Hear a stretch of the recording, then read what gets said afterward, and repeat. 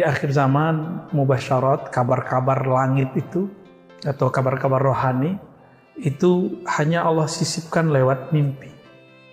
Ru'ya yang soleh, ru'ya yang benar ya. Dan saya bermimpi itu setelah beramal, seingat saya, setelah beramal lagi zikiran atau menyaksikan itu. Maka saya yakin insya Allah ini isyarat dari Allah. Tapi apakah ini terlalu serius mimpi saya? Bukan mimpi itu fokusnya. Saya sedang fokus waktu itu sedang menjelaskan satu riwayat bahwa Nabi Nuh dan nabi-nabi setelahnya selalu mengingatkan umat manusia akan kedatangan Dajjal. Maka tidak berlebihan kita kalau mengingatkan umat bahwa ada Dajjal loh. Loh kan kamu yang mimpi, kamu siapa? Lah kita kan hamba Allah. Kita punya dimensi lain. Maka tadi saya tanya ke Ustadz punya perasaan nggak? Gitu. Ustadz pernah khusyuk nggak? Pasti pernah. Pernah nangis. Itu menunjukkan bahwa kita punya dimensi lain. Ustadz kalau mimpi matanya merem atau melek Ustadz? Tapi kok bisa ngeliat sesuatu? Berarti Ustadz punya mata lain selain mata ini. Bisa dengar kan? Ya.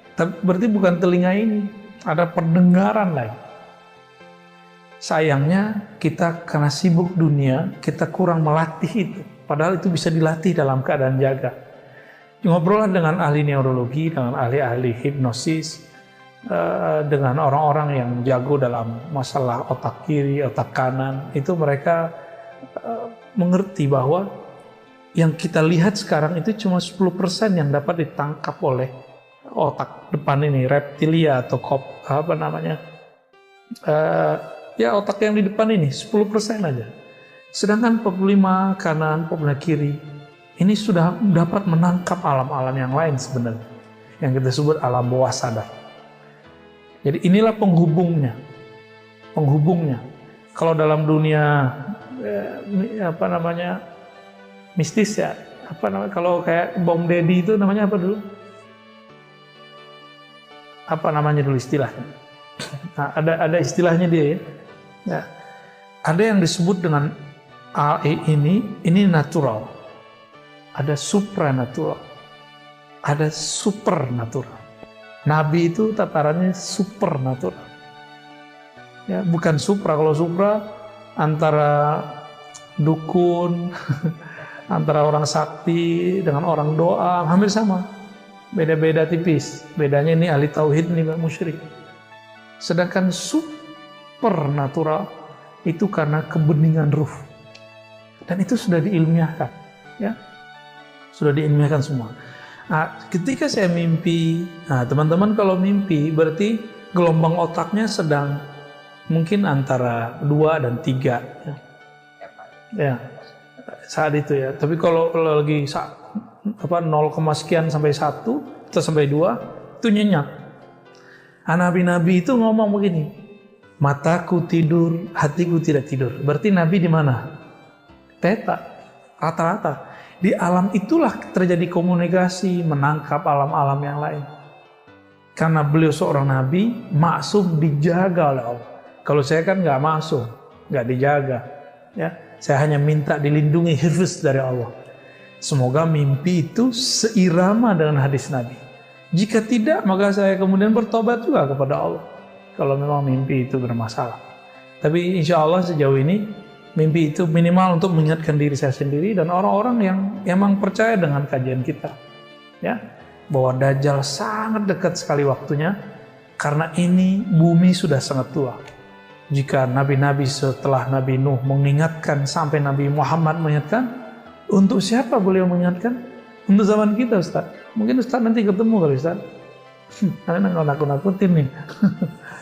Masa kita ini, Ustaz? Kira-kira begitu, wallahu a'lam bishawab. Bahwa di riwayat Imam Bukhari yang dikumpulkan oleh Imam Hajar al-Asqalani ada semacam ragam mi'raj. Imam Ibnu Hajar mengerti clue ini karena beliau juga seorang rohaniawan. Maka beliau menyimpulkan ada 5 kali mi'raj. Ya. Dari 5 kali itu ada kalimat subhanalladzi asra bi 'abdihi laila. Kalimat yang terakhir ini laila, sekali malam, suatu malam. Berarti salah satu dari 5 itu bi 'abdihi, dengan hambanya, bukan biruhi atau fi manamihi atau bi aqlihi atau bi khayalihi, enggak. Bukan dengan khayalnya, bukan dengan akalnya, tapi dengan abdihi, makom ubudiyahnya. Dan itu mesti pakai fisik. Jadi kalau ada orang nggak percaya Isra Mi'raj dengan fisik, dia tidak kafir. Cuma dia melanggar mayoritas ulama. Ya, melanggar. Kalau cuma pakai fisik, pakai mimpi, lah saya juga sering mengalami mimpi-mimpi begitu. Ya, atau guru-guru saya sering mengalami itu. Terus nggak beda dong kita dengan Nabi. Harus ada perbedaan kita. Beliau sangat sempurna dibandingkan manusia yang lain. Beliau mengalami Mi'raj terakhir dengan tubuh dan jasad. Sesuai perkataan jumhur ulama dinukil oleh Maulana al-Imam Ibn Hajar al-Asqalani, ya, rahmatullah alaih. Ya. Nah ini gabungannya. Kalau asra bi abdihi, tubuh dan jasad. Sedangkan ru'ya itu ada 2. Tadi kita di depan sudah menyebutkan bahwa ru'ya, pandangan metafisik, itu bisa dialami saat orang sadar jika gelombang kerohaninya kuat. Ya. Ada yang dialami oleh orang cuma dalam mimpinya jika gelombang rohaninya, energinya, frekuensinya tidak kuat. Jadi dia hanya bisa mengalami itu saat tidur. Ya. Kalau dia mengalami saat sadar, dia bisa pingsan. Ya, bisa pingsan. Jadi itu penting Ustaz. Kalau yang bi abdihi lailan itu linuriyahu min ayatina, untuk memperlihatkan ayat-ayat kami.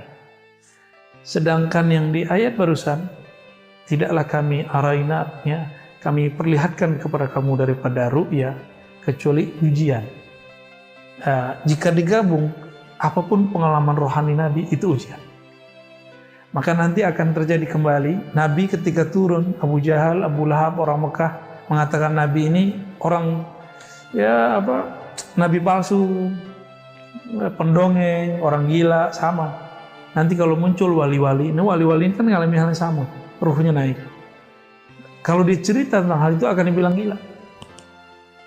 Setelah Allah meniupkan ruh pertamanya yang bernama Ahmad, ruh ini kemudian memancarkan cahaya. Ya, cahaya ini bernama Nur Muhammad. Nur Muhammad ini kemudian memancarkan lagi, jadi pecah cahayanya menjadi 124.000. Ya, dari yang satu ini akan menjadi pecahan-pecahan lagi. Makanya jumlah Nabi 124.000, jumlah sahabat Nabi 124.000, sama persis. Kan sahabat-sahabat itu pewaris Nabi semua. Ya, dari pecahan nur yang misalnya ambil 124.000, ambil satu, ini kan mecah lagi. Coba cahaya ini kan menyebar sebenarnya. Cahaya itu menyebar. Dari sebaran cahayanya masuklah, terekam lagi dalam diri kita. Maka kita ini menyimpan salah satu memori tentang Nur Muhammad atau cahaya Nur Muhammad. Kira-kira begitu. Jadi Ustadz ini senang ngaji begini karena di dalam dirinya ada nur itu. Ya, nur itu membuat kita bisa melihat mana yang benar, mana yang salah. Jadi Nur Muhammad itu bukan Nabi Muhammad bin Abdullah yang kita maksud, tapi ini lebih awal lagi.